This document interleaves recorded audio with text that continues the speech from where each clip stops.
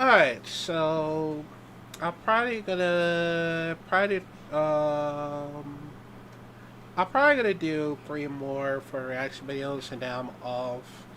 Somehow there's quite nothing else for me to do, but I decided I was gonna do something very new, of course. So yeah, but this time we're also gonna react to the 20 best of PlayStation 5 games, and it's by Mojo Play. Now, in case you haven't noticed, I haven't like played PlayStation 5 for over quite some time because my thing, one of my things expired, but I'll try to get back to it if I can, because I need to get the premium one. So yeah, but I did have so much experience for me to play for what I play on one of the games on PlayStation 5, like like the God of War Ragnarok that I just played for the first time, of course. And what else? Oh, I played Spider-Man 2 as well. I play on a lot of things because it has so much experience of it, and even though I would try it out, try it and like get more games that have so much experience of it. That's how you know that that's how you know that you only want to play it on PlayStation 5 instead on for the other games that you actually play was Xbox Series X and probably Nintendo Switch as well, or Steam. I totally forgot because I've been like trying out on Steam for quite some time, but yeah. But anyways, let's just check it out. Make sure to check. Okay, it's recording. Like it, of course. But yeah. Let me know comment down below. What is your favorite PS5 games? I know there's a lot, but yeah. But anyways, let's check it out in 5, 4, 3, 2. Wow. Just look at Oh, it all. Final Fantasy It's so 7 green. Rebirth. Even after everything we've done to it, it's still going strong. Welcome to Mojo Plays, and today we're looking Helldivers at 2. 20 best Oh, PlayStation sorry, 5 Helldivers games that 2. are well worth your time and attention. In light of your unique situation, Hogwarts Legacy. joining I us forgot as a to play fifth that. year, we've devised something extraordinary to ensure your success. Before we begin, we publish new content all week long, so be sure to subscribe and ring the bell to be notified about our latest videos. Marvel's Spider-Man 2. Like I said, Elegantly swinging from success to success, Insomniac's Spider-Man games just keep on getting better with each new release. Taking everything that made the original 2018 game and Miles Morales so special, namely terrific storytelling, in-depth character arcs, and pure fun escapism. Story-wise, we get to see Peter Parker and Miles Morales sharing the screen as they seek to stop the relentless Kraven the Hunter as he and his goons stalk New York City. Adding to that is the Venom symbiote and the narrative arc of Harry Osborn. This is my best friend Harry. Hey, good to meet you. The intertwining relationships makes for a captivating experience all throughout the game's runtime. Plus, Spider-Man 2 might just be the most fun platinum trophy to work towards and obtain. true. I didn't know there were bears in these woods.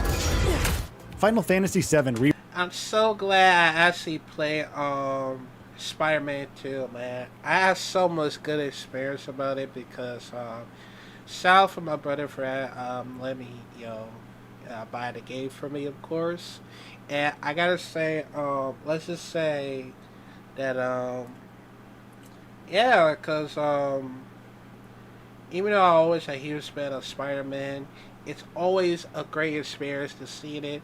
I haven't played the first one that I totally forgot, but the only thing is, Spider-Man 2 has a very great storylines than the first one, of course.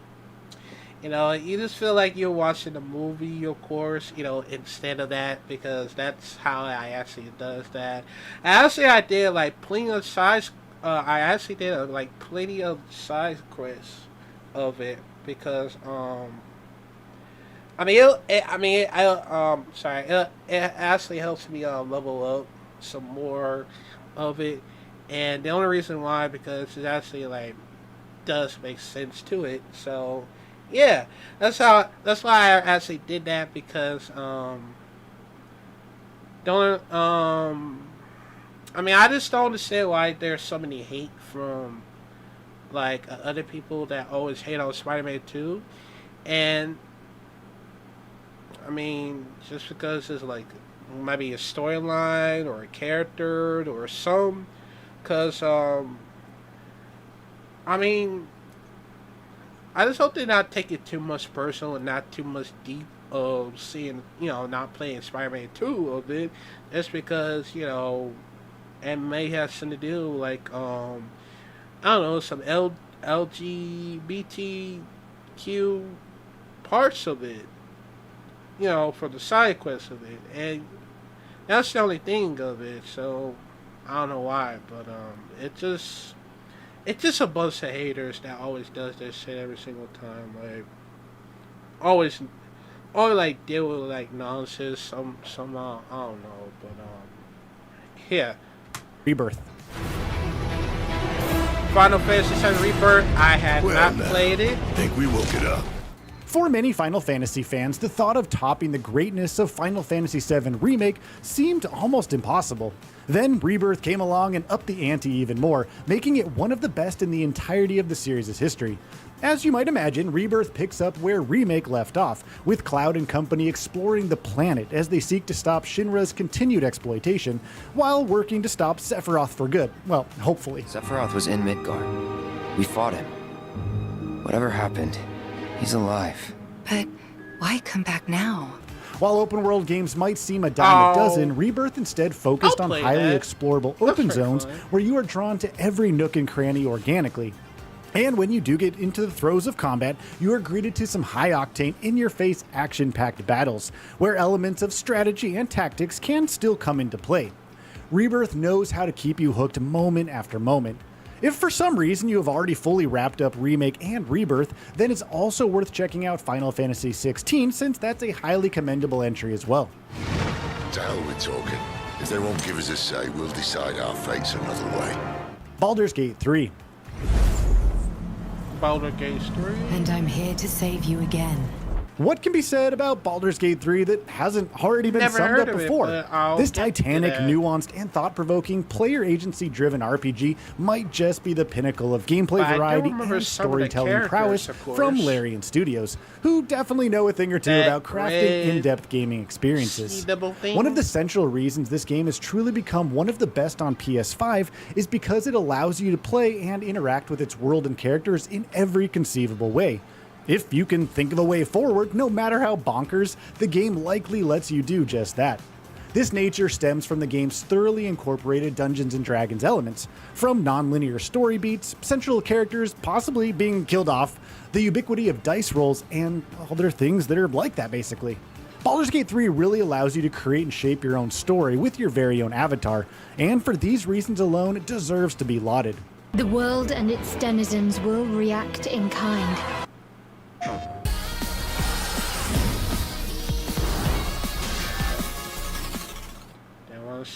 Rogue emotions have taken over Riley's mind. She requires more sophisticated emotions than all of you. You just aren't what she needs. Shaped by each and every decision. You brought us this far. So how shall we proceed? Hogwarts Legacy. I have a rare ability to see whispers of ancient magic. Forgot about that. Extraordinary.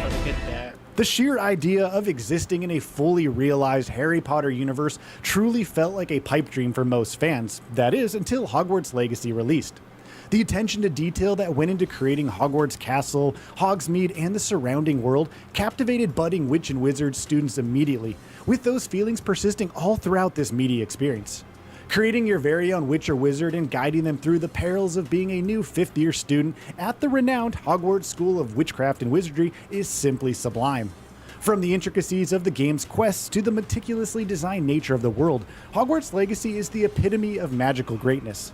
And that's not even mentioning the frenetic spell-based combat, flying around the open world on your broom, exploring locales from the Harry Potter series, and managing your very own room of requirement. Simply put, Hogwarts Legacy is a must-play game on PS5. We leave our legacy in your hands. I'll play that. I'm gonna see what I can. Elden Ring.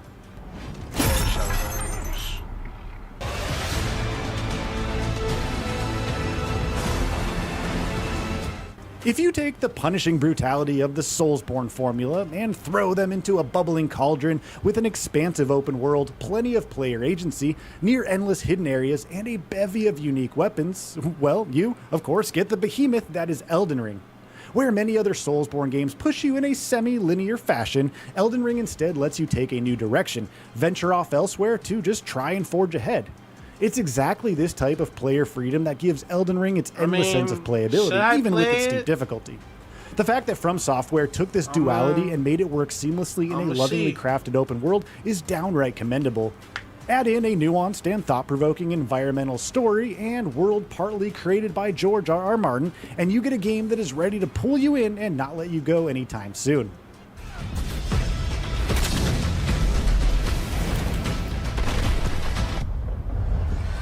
Helldivers 2.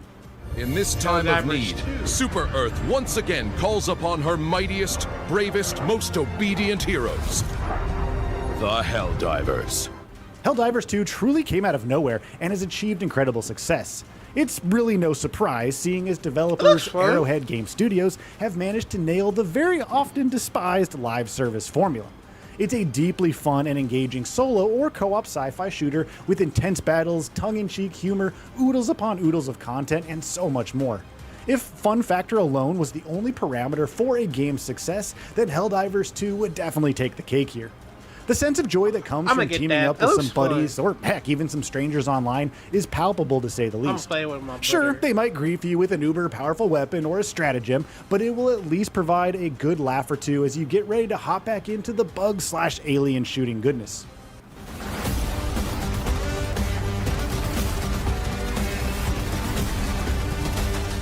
Alan Wake 2.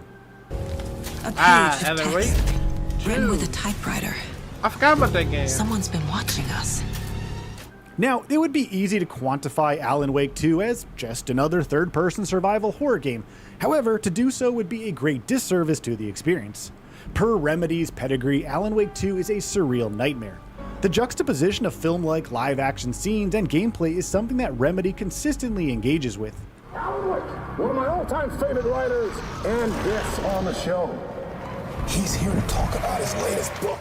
In the case of Alan Wake 2, these blended elements ensure the horror thriller experience as a whole is more than the sum of its parts, ensuring it appeals to fans of the first game as well as fresh faces to the series. This game thrusts you into the shoes of both Alan Wake and newcomer Saga Anderson. Both characters lend themselves well to their respective parts of the game, namely the dark place, in Alan's case, and the quote-unquote real world of Saga's. The tug and war of both characters is experienced as they go through this nightmare unfolding in front of them is captivating and thrilling, and will ensure you are on the edge of your seat throughout the entirety of this unique horror game. Did you write these pages,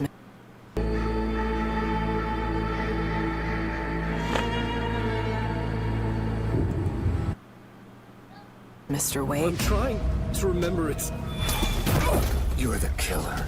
The cold bleeding. No! Oh! You got the wrong band! Cyberpunk 2077. I forgot about that game. Cheated death.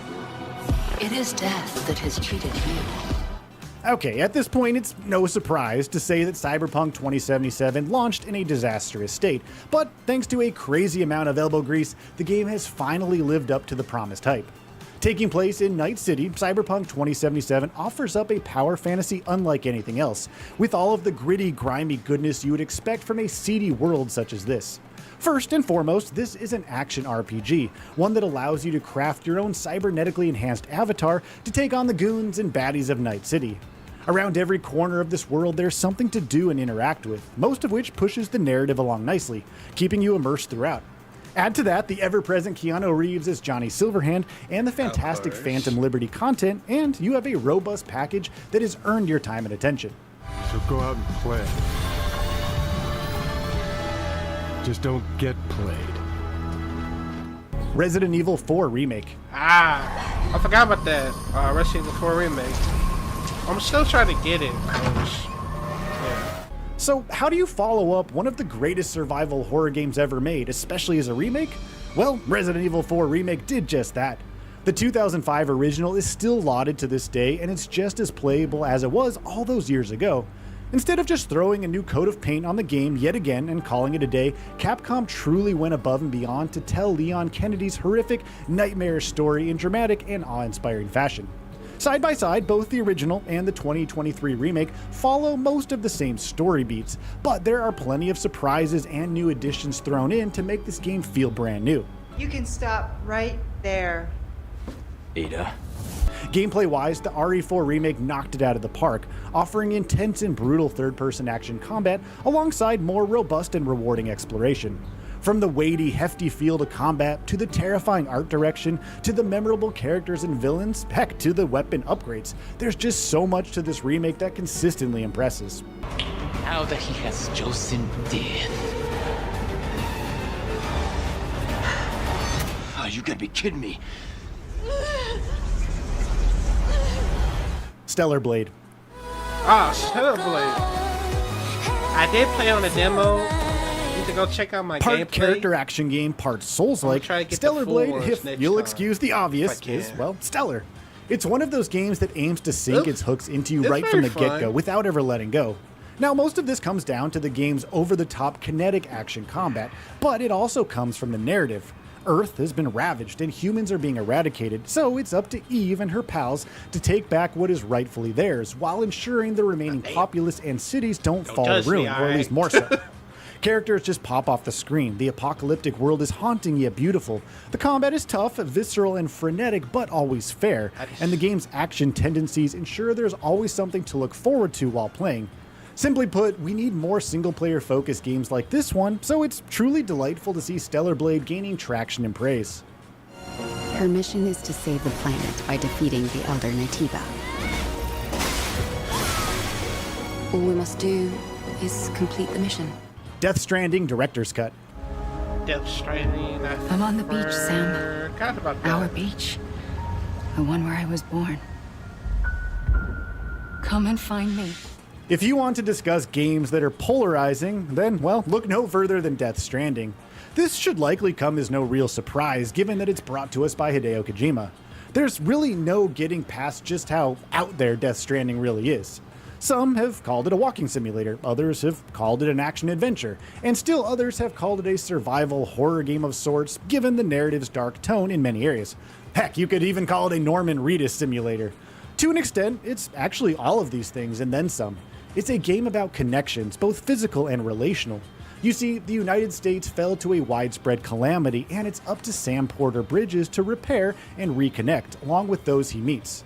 The game has you spend countless hours simply walking, exploring, traversing, and carrying your goods from point A to point B, and, well, sometimes to point Z. Sure, there's some combat and some scares from time to time, but really, this is a game about connecting others by any means necessary in order to rebuild, all while hideous, monstrous beings hope for your downfall.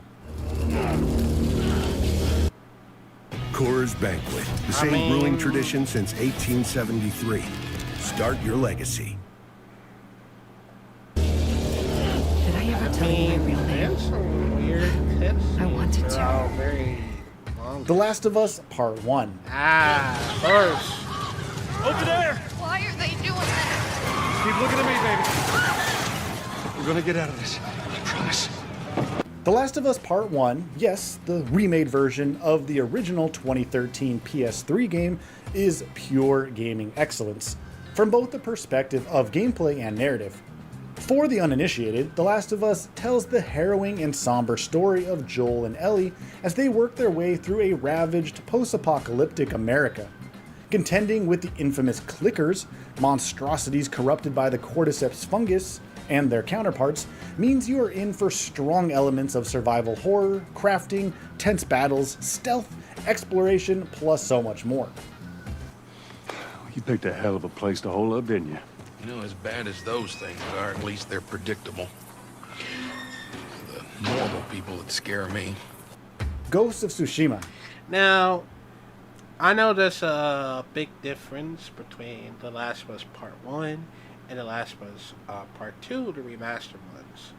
Now, I know a lot of people wants to play The Last of Us Part 1 because, you know, that's one of the best ones so far, because, of course, Joel's in it too.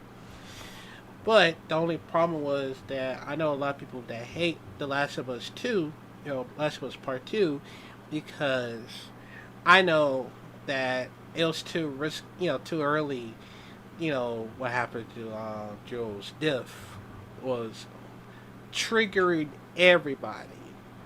And they hate on one of the worst characters that now you can officially play on was, what's her name? Hold on. That big swollen wannabe Brock Lesnar, and I think it was what is it? I think it was, what's her name?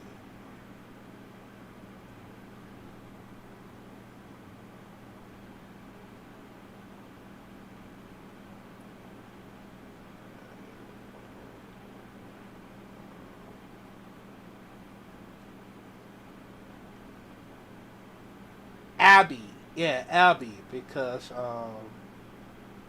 Abby was definitely the worst characters. And I understand how most people that hate on the characters, but not the voice actress that, you know, apparently they, you know, see has been on many threats, because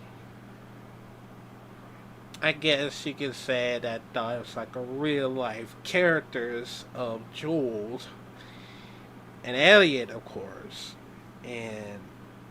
but you know, Abby it's like a threat to them, and I just don't understand why I did like take it very seriously. But even though I still rather play The Last of Us Part 1, I might have to try out Part 2. And I know there's a lot of people that are going to be very triggered about it, because I understand how a lot of people that hate on it, they hate on the Last of Us Part 2 of it. And I understand how it, but don't take it on one of the voice actors who actually done one of the characters. You can take on the characters that actually did that. No one else forced one of the voice actors or the actress that did that. If someone kills the main character that you ever love, and just happens. So yeah. Oh, Ghost of Tsushima. I had totally forgot about it. I'm gonna try and play it. Well, I'm gonna try it by anyway, so yeah.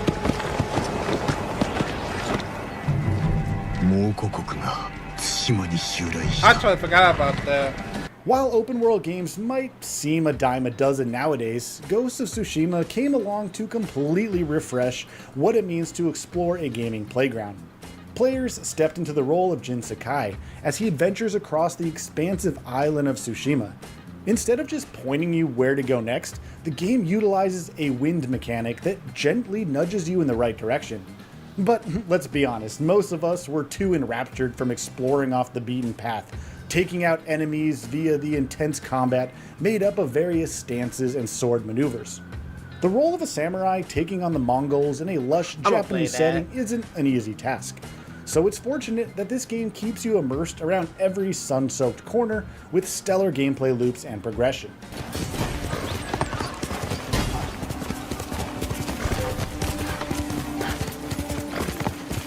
Horizon Forbidden West. Horizon? I forgot about that. Well, it doesn't look like there's an easy way out of here. The follow-up to the beloved Zero Dawn, Forbidden West sees protagonist Aloy venture across a post-apocalyptic western United States where nature has reclaimed its territory. The star of the show here, apart from the fantastic locations, is, of course, the evolution of the machine animals that Aloy encounters during her journey across the lands. Playing this game on PS5 is a real visual and auditory treat, One where you will stop plenty of times to take in the gorgeous yet ravaged vistas, perhaps even taking a screenshot or two. Plus, Forbidden West ups the gameplay ante with enhanced combat and traversal, amongst the other enjoyable action RPG elements.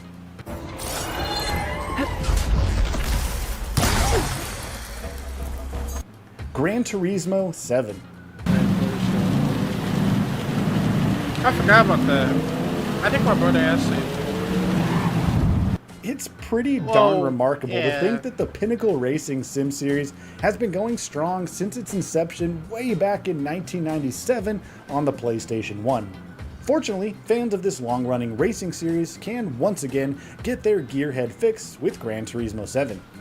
While the game was understandably met with some division due to some progression and monetization issues, developer Polyphony Digital still managed to create a pure sim experience for those up to the challenge.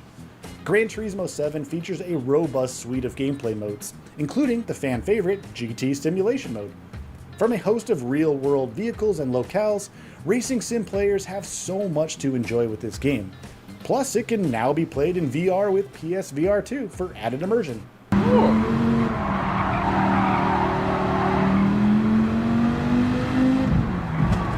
God of War Ragnarok. Speaking of that one, man. While the long-winded Atreus section in Ragnarok might not be everyone's cup of tea, there's no doubt about it that the latest installment in Kratos' more mature journey is downright stunning. The visceral Leviathan axe and Blades of Chaos combat returns and feels better than ever. There's just this perfect weightiness and punch to pummeling foes in this game that really can't be matched in the action-adventure genre. Once again, players adventure with Kratos and Atreus, this time on the eve of Fimbulwinter. The amount of care and craft that went into each facet of this game is palpable, whether you are exploring Sindri's charmingly ethereal treehouse or the epic grand scale of Vanaheim. Rated mature.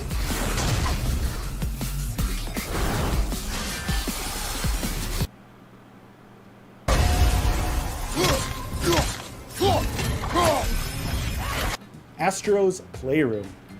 I'm not gonna lie, I actually enjoyed it. The God of War Ragnarok. And the only reason why, because I know I was a big fan of God of War, because ever since I actually played God of War 2 and 3, I forgot to play the fourth one, and of course I played along with the God of War Ragnarok instead. It just helped me so far that, you know, I had so much great experience of it. And even though I actually did play it, since I got it from Christmas, of course, and it's the only thing I ever played it ever since then. And now that I forgot that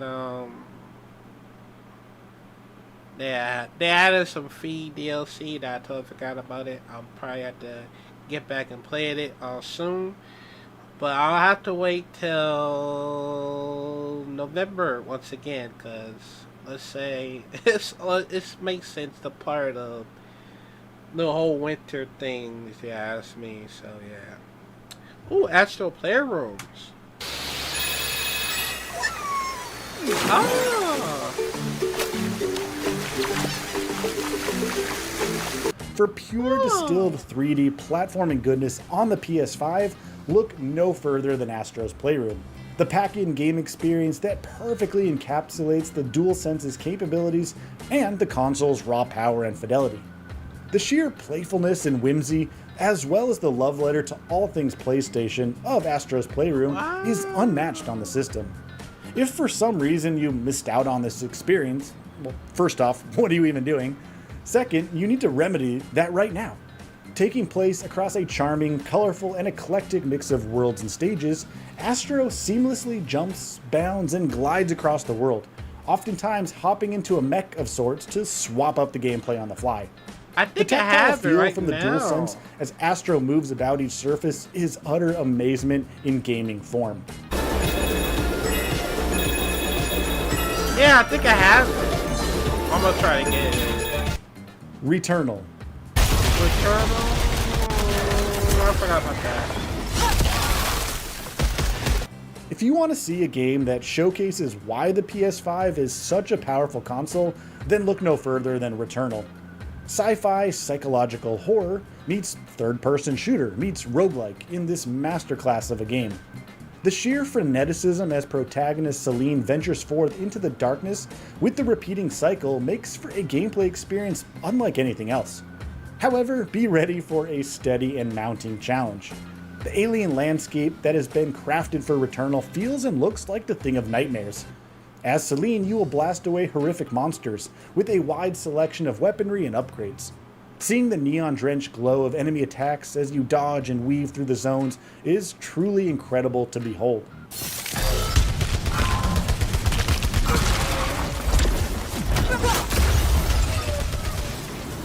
Demon's Souls.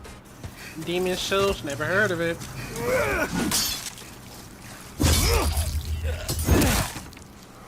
Remaster and remake development house Bluepoint Games set the bar really high with the Demon's Souls release on PS5 as a pinnacle launch title. Excelling in every conceivable area from the original PS3 game, Demon's Souls on PS5 offers Soulborne fans everything they could hope for and then some. Right? The sheer artistry on display when playing through this game is mesmerizing and intoxicating in equal measures. Yes, the brutal challenge and steep difficulty is there around every gothic macabre corner, but pushing through each new area rewards you with a stunning vista, new gear and loot, or a hard-as-nails boss to gawk at. Now if you're up for it, it doesn't get much better than this.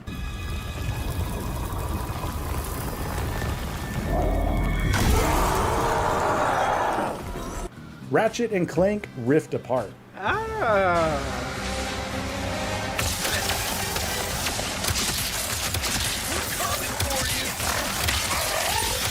The Ratchet & Clank series has been going strong through every generation and evolution of PlayStation.